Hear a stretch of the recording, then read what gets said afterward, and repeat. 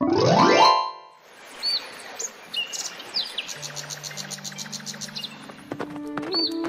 দিগন্তর ঘুরেও রাজকুমার নয়ন তার নির্দিষ্ট গন্তব্যে পৌঁছাতে পারল না। মহারাজ ধনুকরাজ তাকে বনবাসে পাঠিয়েছে প্রায় 4 বছর। তার আদেশ অনুযায়ী বরফরাজ বিচূর্ণ বিকটের কাছ থেকে নীলখণ্ড গরু এনে না দেওয়া পর্যন্ত তার বনবাস শেষ হবে না। সেই গরু খুঁজতে খুঁজতে রাজকুমার আজ পথে। তোমরা কি জানো কোন অপরাধের জন্য রাজকুমার আজ বনবাসে? চলো দেখে আসি সেই দিনের ঘটনা। বন্ধু মতি, বলো কোন আমটায় নিশানা লাগাবো এবার? বন্ধু নয়ন, তুমি না, এবার আমি নিশানা লাগাবো। দেখি আমি কতটুকু পারি, তুমি আমায় নিশানা দাও। বেশ বন্ধু, তবে ওই শীর্ষে থাকা ওই বড় আমটায় তীর ছোঁড়ো। বেশ। মতি তীর ছুঁড়তে তীর গিয়ে লাগলো দেয়ালের অপর প্রান্তে মহারাজের সাধের নীলখণ্ড গরুর গায়ে। বিকট চিৎকার দিয়ে গরুটা মাটিতে লুটিয়ে পড়ল। খবর শুনে স্বয়ং মহারাজ ধনুকরাজ এলো সেখানে। হায় হায়, আমার সাধের নীলখণ্ড গরু কে মারল? কে প্রহরী? আমি তাকে শুলে চড়াবো। আগে মহারাজ, মানে আসলে মানে না করে স্পষ্ট করে বলো প্রহরী। মহারাজ, অপরাধ নেবেন না। রাজকুমার আর তার বন্ধু মতি খেলার ছলে। বুঝেছি, আমি সব বুঝেছি। প্রহরী যা বলছে তা কি সত্যি নয়ন? না মহারাজ, আসলে এই তীর। চুপ করো বন্ধু মতি, আমায় বলতে দাও। মহারাজ, তীরটা আমি ছুঁড়েছিলাম দেওয়ালের ওপার থেকে। আমার নিশানা লাগানোর সময় ভুল করে দেওয়াল পার করে গরুটার গায়ে লেগেছে।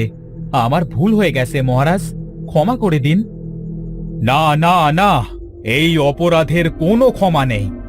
আমি এই নীলখণ্ড গরুটি আশীর্বাদ স্বরূপ পেয়েছিলাম আমার দাদা মশাইয়ের কাছ থেকে। তিনি সদ্যজাত গরুটি আমার জন্য নিয়ে এসেছিলেন বরফ রাজ্য থেকে। আমি নিজে ওকে যত্ন নিয়ে বড় করেছি। মহারাজ, রাজকুমারের কোনো দোষ নেই। মহারাজ, আসলে। তুমি থামো মতি।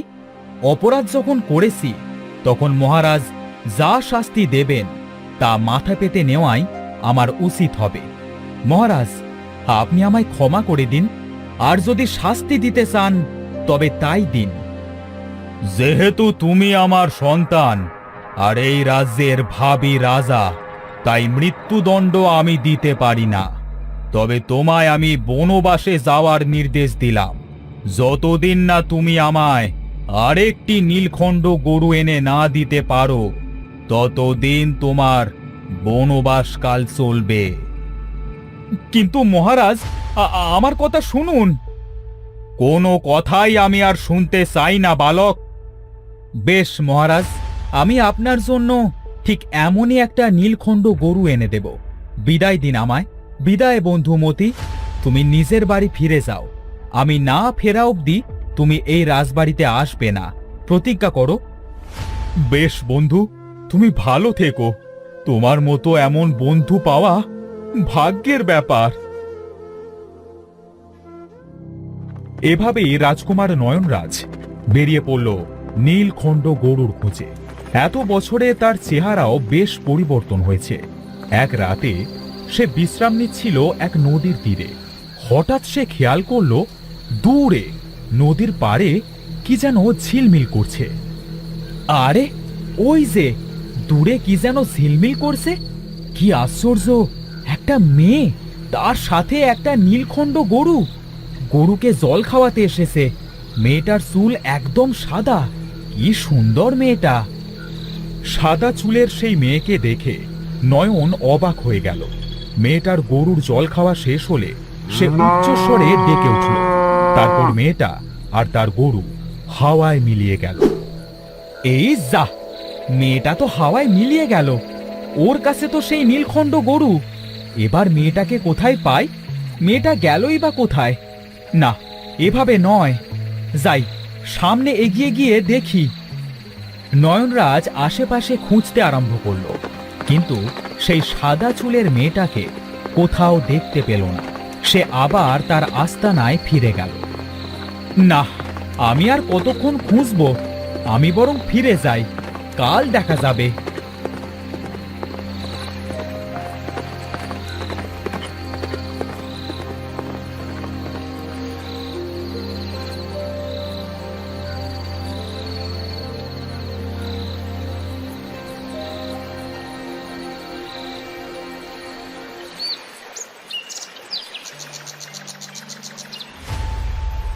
পরদিন সকালে নয়ন আবার খুঁজতে শুরু করলো।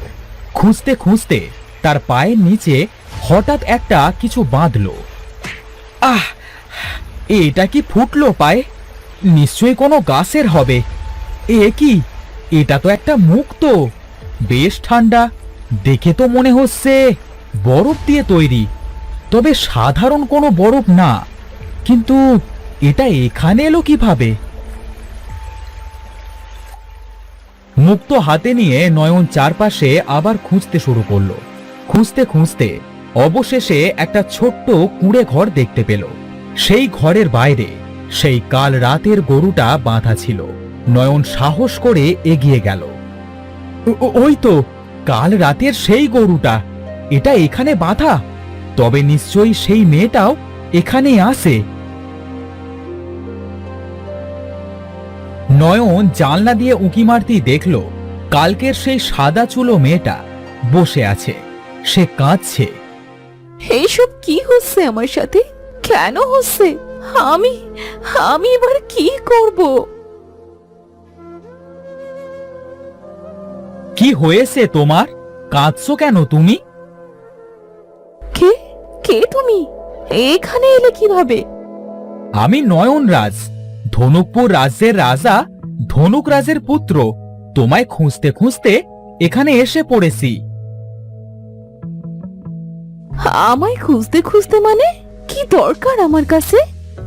আমি গতকাল তোমায় আর তোমার নীলখণ্ড গরুকে দেখেছি দিঘির কাছে।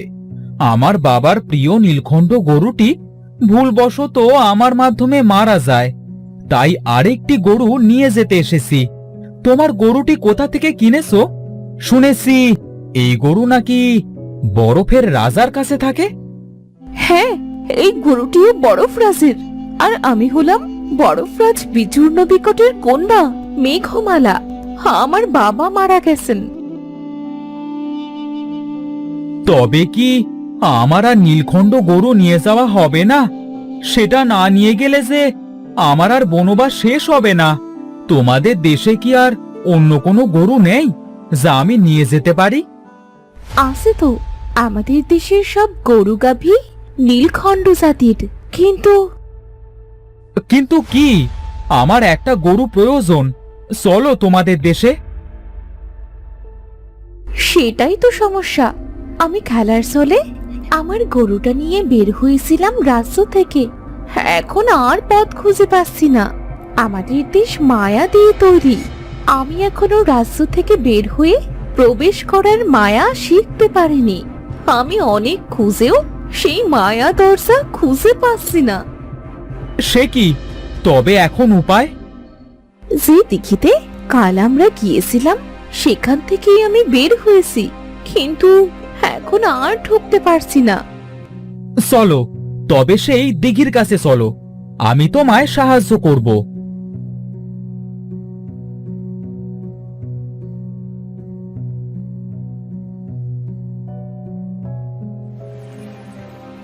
নয়ন আর মেঘ গেল সেই দিঘির কাছে।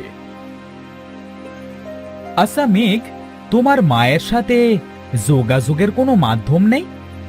আছে, তবে তবে কি? সেই মায়া করার জন্য বিবাহিত হওয়া প্রয়োজন। স্ত্রী এবং স্বামীর রক্ত এই দিঘিতে পড়লে তাদের একটি ইচ্ছে পূরণ হয়, আর সেই ইচ্ছের মাধ্যমে সে কারোর সাথে যোগাযোগ করা সম্ভব। কিন্তু আমি তো অবিবাহিতা। তবে আমার কাছে একটি পথ আছে। কি সেই পথ? তুমি চাইলে আমি তোমায় বিয়ে করতে পারি মেঘ। আমি তোমায় দেখা মাত্রই ভালোবেসে ফেলেছিলাম। তুমি কি চাও আমায় বিয়ে করতে? কিন্তু কুমার, এটা করা কি ঠিক হবে কারো অনুমতি না নিয়ে? সকলের সাথে যোগাযোগের পর আমরা বুঝিয়ে বললে তারা নিশ্চয়ই বুঝবেন। বেশ, তবে আমি বিয়ে করতে প্রস্তুত।